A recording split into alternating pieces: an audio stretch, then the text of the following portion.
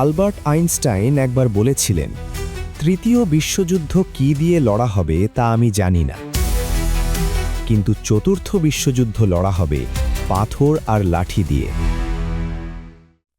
Joule Verne তার কল্পনায় submarine কিংবা চাঁদে যাওয়ার স্বপ্ন দেখেছিলেন, যা একদিন বাস্তবে রূপ নিয়েছে।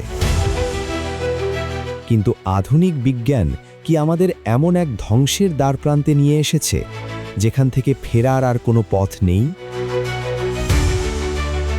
রাশিয়া ইউক্রেন যুদ্ধ থেকে শুরু করে মধ্যপ্রাচ্যের অশান্ত আকাশ, পারমাণবিক অস্ত্র আজ আর কেবল ভয় দেখানোর হাতিয়ার নয়, বরং যুদ্ধের ময়দানের এক চরম বাস্তবতা।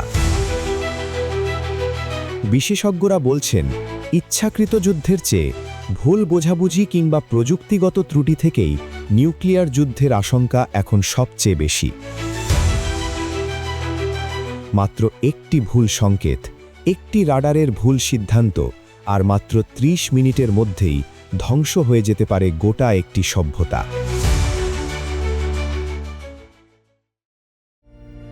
বিজ্ঞানের চরম শিখরে পৌঁছে আমরা কি তবে মানবিকতা হারিয়ে ফেলছি? জুল ভার্নের কল্পবিজ্ঞান আমাদের স্বপ্ন দেখতে শিখিয়েছিল, কিন্তু আজকের পরমাণু বিজ্ঞান আমাদের দুঃস্বপ্নের নাম।